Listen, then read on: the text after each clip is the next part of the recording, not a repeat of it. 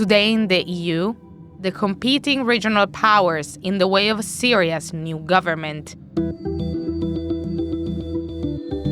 A transitional government is taking shape in Syria, where Mohammed al-Bashir is now the interim prime minister. The country might finally regain its democratic status after a decade-long dictatorship. But the aftermath of Bashar al Assad's fall leaves a fragmented political scenario that might easily spiral into chaos. How are regional powers competing for influence, and what can Europe do to strive for stability in Syria? Hello and welcome. I'm your host, Giada Santana, and this is Today in the EU.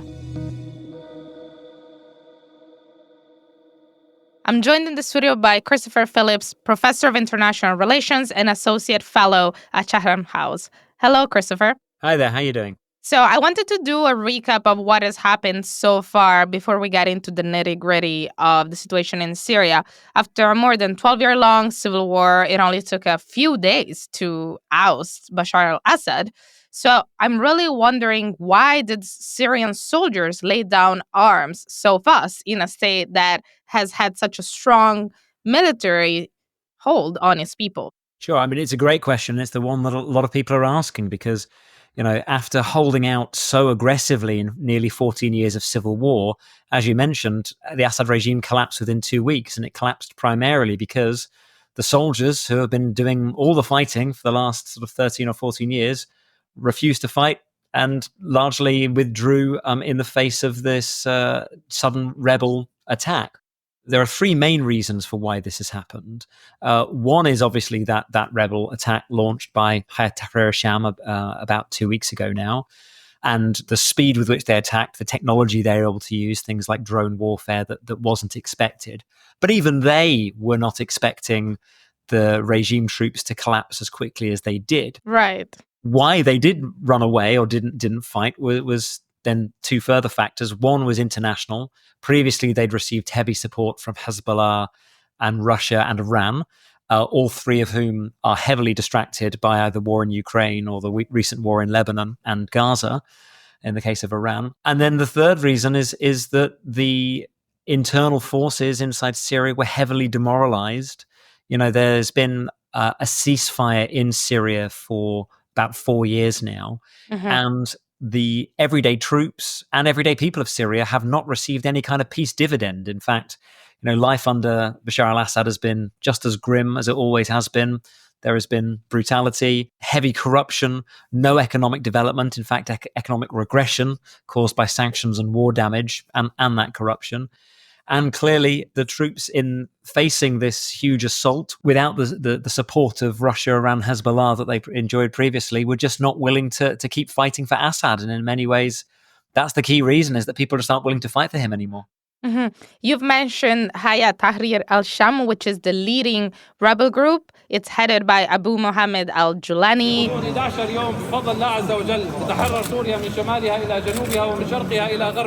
There are different groups, however, involved in the picture. Some of them are recognized as terrorist organizations in the EU.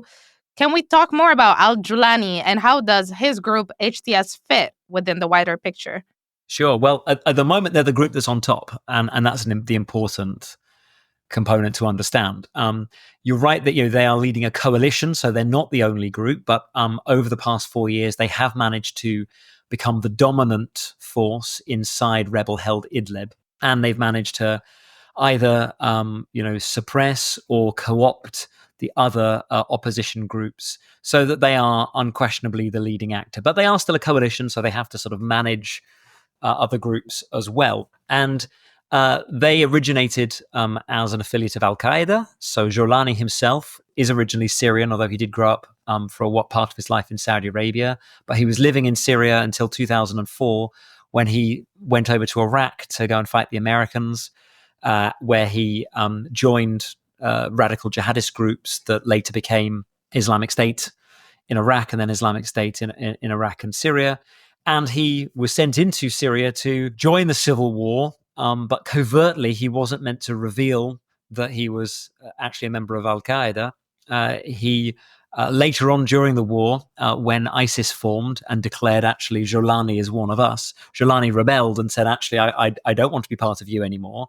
But he, rather than saying, I'm not interested in jihadism, he just said, I'm not interested in ISIS, and retained his affiliation and loyalty to Al-Qaeda. But then later on, over the course of the civil war, he also disaffiliated from Al-Qaeda as well. So now he presents himself as just a national Islamist. But obviously those Islamist roots, jihadist roots rather, are problematic for many. And many fear that once in power, this shift towards a less jihadist approach will slip, and many of the more jihadist instincts will come back. Alternatively, you could also frame him as a politician who's pragmatic, whose views maybe have evolved over time and moderated somewhat, and he's shown himself very capable of shape-shifting around the political agenda of the day, and perhaps that kind of radicalism won't resurface. I think we're very close to having an answer on this. The new transitional leader of the incoming Syrian government has just been nominated, Mohammed al-Bashir. Can you give us a bit of context around who he is and what connection he has to HTS? Sure. Well, he has been the prime minister of what's called the Syrian Salvation Government since the beginning of this year. And that is the government that HTS established to rule over Idlib. So there was a conscious decision by Jolani and his group to transition away from just being a militia and to actually build institutions to rule over rebel Idlib. And many have argued that this actually contributed to their ability to unify opposition groups and launch a successful attack against Assad, that they've actually been institution building and developed both political as well as military skill in the last year or so. So al-Bashir has been the leader of that group, serving very much in a civilian role, let's say, within Idlib. But he's closely aligned with HTS, with Hayat Tahrir al-Sham, and is very much seen as their man, as a member of Jolani's group. So on the one hand, that might suggest that the transitional government will be dominated by HTS. But on the other hand, sort of a word of sort of, perhaps caution or optimism for those who are worried about HTS taking over. It's notable that they have exported the institutions that they created in Idlib into Syria nationally as well. Here, there is a conscious symbolic action of not just having a militia put itself in charge. And all of the language that we've seen from Jolani since the fall of Bashar al Assad has been about, to a degree, reconciliation, but perhaps more importantly about retaining Syria's state structures and not just doing what happened in Libya and Iraq, whereby these institutions were destroyed. Rather, for example, working with the former prime minister who was in charge under Bashar al Assad to ensure a peaceful transition, a smooth transition of power, and even making sure that the new government that's being formed is within the auspices of the existing Syrian state. So whilst HTS are clearly positioning themselves as the leading actor within the state, they're not just, at this moment in time anyway, imposing their direct, uncontested rule. It seems to me that you're relatively optimistic about the state building process in the country, yet many are worried that the end of Assad could lead to a situation akin to Libya, Iraq, or more recently, Afghanistan. What do you make of that comparison? And I'm aware that it is a difficult question. The two significant differences between those cases in Syria at the moment are, firstly, in all three of those cases, the existing regime was overthrown by external actors, by NATO, by United States. And that meant that you had those external actors on the ground responsible for building what came next. That isn't the case in Syria. This has been, though external powers have been involved, like Russia, like Iran, like Turkey, as I'm going to talk about, this has primarily been a domestic action in the last few days. And so you don't have any foreign troops on the ground taking ownership, which I think might lead to less interference from foreign players, which might be more positive. A less messy transitional state, let's say. Yes, exactly. A domestic transitional state. You're quite right. Well described. The other key instance, and I'm going to say this tentatively, but in contrast to those states, Gaddafi's Libya and, for example, Saddam's Iraq, the dictator had completely co-opted all state institutions, and Gaddafi's case had already destroyed them. And actually, decades of sanctions in Iraq had also largely destroyed the effectiveness of most Iraqi state institutions. For all of the Assad's flaws, and of course there were many in this brutal dictatorship, they did not destroy state institutions. And there are some institutions that do still exist. For example, the Syrian parliament and Bashar al Assad's own Ba'ath Party have all sworn allegiance to the new transitional government in the last few days. So we do have the potential for this new transitional administration to continue within the existing institutions of the Syrian state, which will help it function. And you're right that international powers like Russia and Iran have taken the backseat and definitely hold less influence in the region than they used to. Turkey, though, seems to be ready to play a determining role in what's next. Erdogan has been and continues to be quite outspoken about his support for a new government led by HTS. And that's interesting because Kurdish forces are part of the coalition alongside HTS that brought about the fall of Assad, and Turkey has been against Kurdish forces ever since they came about. Turkey's in a bit of a bind in some ways because it supports Hayat Tahrir al-Sham and the rebels, but it didn't expect for a moment for them to be so successful. Initially, they thought they were supporting just a limited operation on the outskirts of Aleppo. And now 2 weeks later, the whole of the country has fallen. So on the one hand, that gives them the advantage that they are probably of all countries the closest to the new incoming government, or at least the Hayat Tahrir al-Sham that are going to dominate, or we expect them to dominate the new government. But on the other hand, they have an issue, which is, as you say, the Kurdish-dominated East. Turkey's number one priority, or it probably has two main priorities. Firstly, is the swift return of as many Syrian refugees as it can politically handle, because obviously that's a sensitive issue at home in Turkey. Yeah, it's around 3 million refugees. Now, Turkey so far seems to be trying to take advantage of the chaos after Assad's fall to both attack Kurdish forces directly and to encourage its other Syrian allies, the Syrian National Army, to go and take more territory from the Kurds.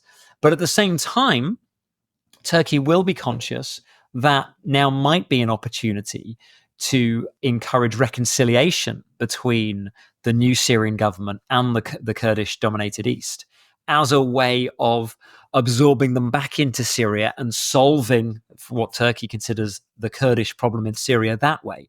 So in the last couple of days, we've seen it sort of take a militaristic approach, but there will also be grounds for Turkey taking a more diplomatic approach with regard to encouraging reconciliation. Whether that happens or not, I don't know. It's still up in the air, and so much is happening. And of course, the priorities of those in Damascus is not really eastern Syria right now. But at some point, they are going to have to come to deal with that issue. Don't forget, of course, that the United States still has about 900 troops there protecting those Kurdish-dominated forces.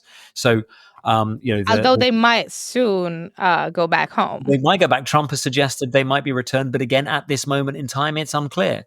So, right now, that is not on the top of the priority list for the new Damascus government, but it will at some point, and that will be interesting. That dynamic between the new Syrian government, the Kurdish-dominated forces, Turkey, and the United States. Mm-hmm. And from here in Brussels, we have definitely noticed how Turkey has been very savvy in sort of stepping in this power vacuum. In contrast, the EU once again seems to be uncertain on what the next step should be in terms of diplomacy, as the words of Kaja Kallas just yesterday show. In a nutshell, it is very, very early to tell whether this goes to the right direction. But I think, the first signals are good. But I think it is important that we keep close contact with the regional actors and all the international actors to help Syria. And it's important to highlight that in the European context, some of these rebel groups fall under the label of terrorist organizations. So do you see Europe taking a diplomatic stance in the conflict? Do you see it operating alongside Turkey? Or do you see it just staying put and discussing sanctions? The European Union states as a whole are in a bit of a difficult situation. The rise of populist governments means in many of those states means that there is the impression that a priority should be returning Syrian refugees to Syria, rather like Turkey as well. And that will be something that I'm sure many politicians, we've already seen Austria talk about, encouraging, perhaps even forcing, we don't know, existing refugees back to Syria. So that's going to be an issue that they're keen to press on with. Of course, at the same time, it will be difficult to do that if Syria doesn't look safe and stable. So there will be incentives for the EU to work as much as it can with the new Syrian government to encourage stability. Now, of course, the problem is that, as you mentioned, Abu Mahmed al-Jolani is on the terrorist list in most of these countries. He has has a $10 million bounty on his head for the United States. So a government in which he is the prominent player may not be the preferred partner for most European Union governments to work with when it comes to returning of refugees. So either, as you suggest, they need to alter their stance and take Jolani off the terrorist list. But of course, the danger there is the precedent it sets, which is basically, if you just stick around long enough and make the right noises, we'll take you off the terrorist list, which is, a concern. Or they can try to use what leverage they have to find some kind of fudge whereby they work with a Syrian government, like, for example, one headed by al-Bashir, but one in which Jolani is not, playing a leading role, and perhaps give it a little bit more time to allow him to enhance his reputation and improve his image to allow eventually for him to be dropped from the terrorism list. I don't know. I'm not a politician, and they'll have to work through these kind of things. Yeah, I guess we'll have to see. Exactly. Although one thing that is worth noting is that actually the EU and the United States do hold quite a powerful chip, which is the sanctions. They still sanction the Syrian economy, and it's that which has really crippled the regime of Bashar al Assad. And any new government is going to want pretty quickly for those to be lifted to allow Syria to be rebuilt. There is also geopolitical logic for that as well from Western governments, which is, if there is no support and sanctions being lifted by the EU and Western governments, then automatically that new Syrian government is going to look to both the Gulf and to China. And indeed, it's already been making a lot of noises to China about investment. So it's a tricky position that Western governments find themselves in. They're happy that Assad has gone, but they're not 100% sure what to do about HTS. But it's a fast-moving situation. And if they want to, try to have some kind of influence in the new Syria, I know other colleagues that work more closely with EU and British government where I am have been saying that there needs to be, more dialogue more quickly if they actually want to take best advantage of the situation. Thank you, Chris. Thank you.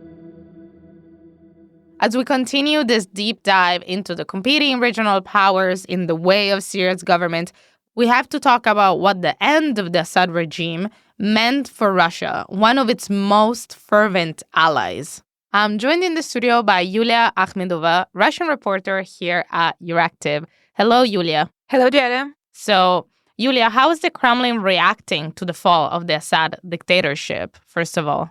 Syria is no longer as important asset for Russia as it was in mid of 2010s. Although experts say that losing Syria is Putin's personal defeat, but anyway, Kremlin don't recognize it. And we can see, if we open Russian state media, that their reaction is very restrained. How so? So, for example, Putin has not yet made any official statement. And I noted that Russian state media changed their rhetoric. So earlier they called Syrian rebels, for example, Islamistic groups, terrorists, and so on. Now they call them opposition, for example. And what are the reasons behind this change in language? I think that it's mean that Russia is going to negotiate. That's why they change their language. And I think they're going to remove these groups from their terrorist list.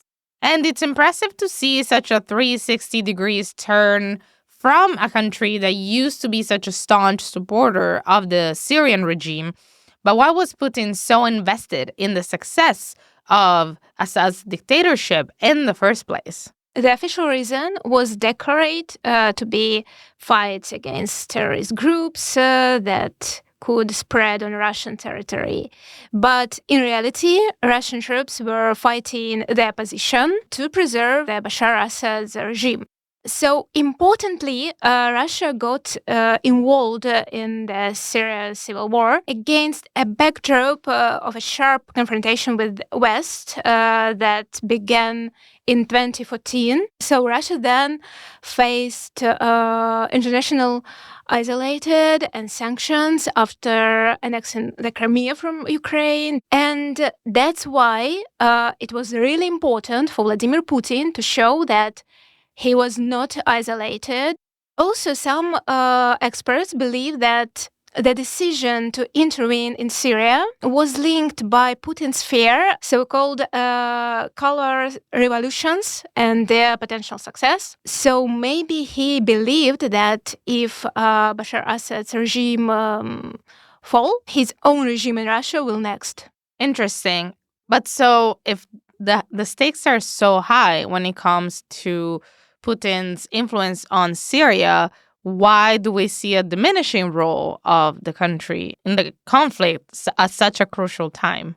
It's my opinion that the Kremlin has realized that it's pointless to continue supporting Bashar Assad inside Syria, of course, because everything is focusing on Ukraine. However, the Assad family still got granted asylum in Moscow. What's in it for Putin? You know, I think that he's trying to survive his image, this kind of man who doesn't give up his own, Yeah. But we can see that it's just a picture. It's not true. And I think it's an important sign for other countries, especially in the Middle East. And you said before that Russia is ready to negotiate. How is it going to do so? And what is the country trying to achieve? We could see that the day after the rebels took power in Syria, their flag was hoisted above a Syrian embassy in Moscow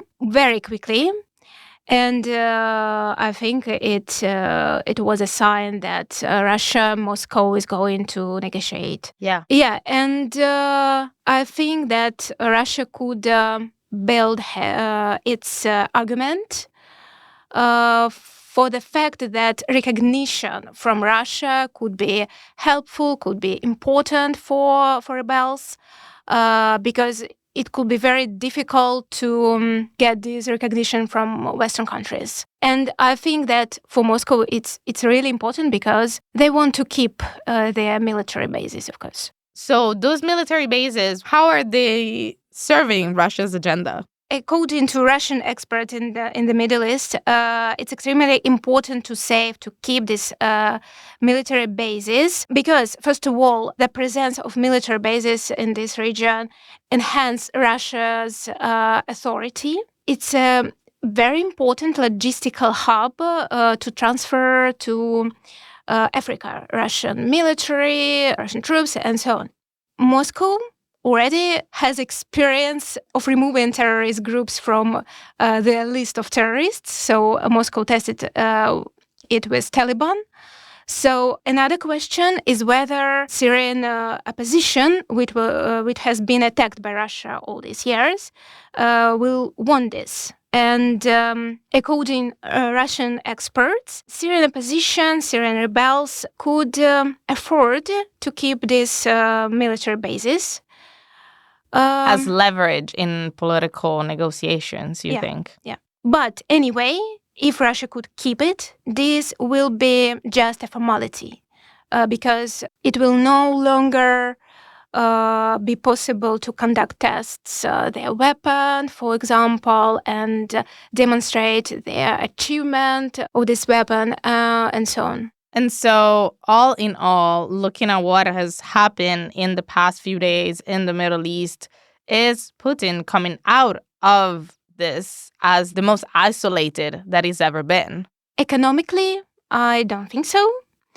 Because last year, Russia built links with other countries in this region, such as Turkey, Egypt, United Arab Emirates. So Russia continue build nuclear power station in Iran, and in turn, Iran is shipping drones and missiles to Russia as used in Ukraine war.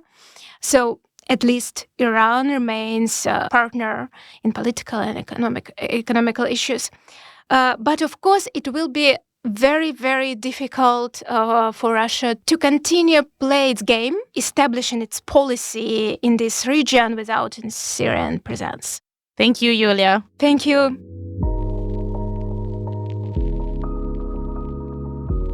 This was Euractiv's podcast, Today in the EU. Sound design by Miriam Sáenz de Tejada and Niels de Keokelare. Research and production by Charles Cohen. Visit Euractiv to stay on top of the latest news and sign up for our newsletters. You can find us on Spotify, Apple Podcasts, and your favorite streaming platforms. Don't forget to subscribe and give us a review. It will really help us spread the word about our work. See you tomorrow. As part of our commitment to accuracy, inclusion, and transparency, Euractiv is part of the Trust Project.